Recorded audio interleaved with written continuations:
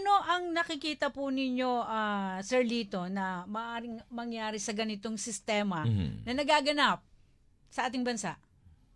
Well, patuloy nilang iwe-weaponize ang batas, yung weaponizing the law. Kung Mhm. ano-ano, tingnan nyo, ginawa nila kay Senador Marcoleta, Opo. no? Mhm.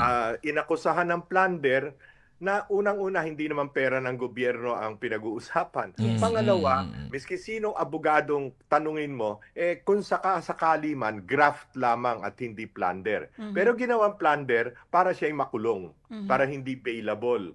Kasi matalino si Marcoleta at pag nandoon sa hanay ng mga Senate jurors, Mhm. malaki ang kanyang magagawa para maisaayos ang trial sa Senado, Mhm. no? Mhm. Ah. Ganun pa rin, etong si ngayon meron pang lumabas na para iimbestigahan daw si Senator Alan Cayetano dahil doon sa SEA Games, Yung no? Ayun na nga, 2019. oo.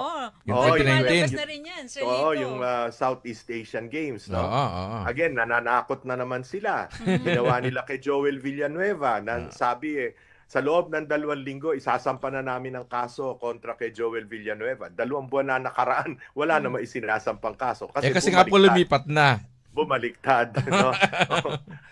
Si Senador Chis Escudero na Um, binanggit sa maleta, binanggit din na nung si Undersecretary Roberto Bernardo na mm. ngayon ay state witness, Yun na nga. bilyon-bilyon ang di umano'y Grabe ano. nakuha Binangga. niya sa flood Mhm. control at iba pang proyekto, pero ngayon ay state witness na inilink tahasan sa loob ng Senado mismo sa Blue Ribbon Committee, inilink si Senator Chis Escudero. Pero Mhm. nasa na yung kaso? Wala na yung kaso. In fact, Senate presiding officer na ngayon si Chis Escudero ng trial ng pangalawang pangulo. Tapos pa sir, Nakikita naman mm. siguro ng taong bayan ito, no? Aha. Na kung basta parang pinaglaban mo si Pacman at saka si Mayweather, Mm. pero tinalian mo yung kamay ni Pacman doon sa laban, Oo. doon sa Mali, awayan.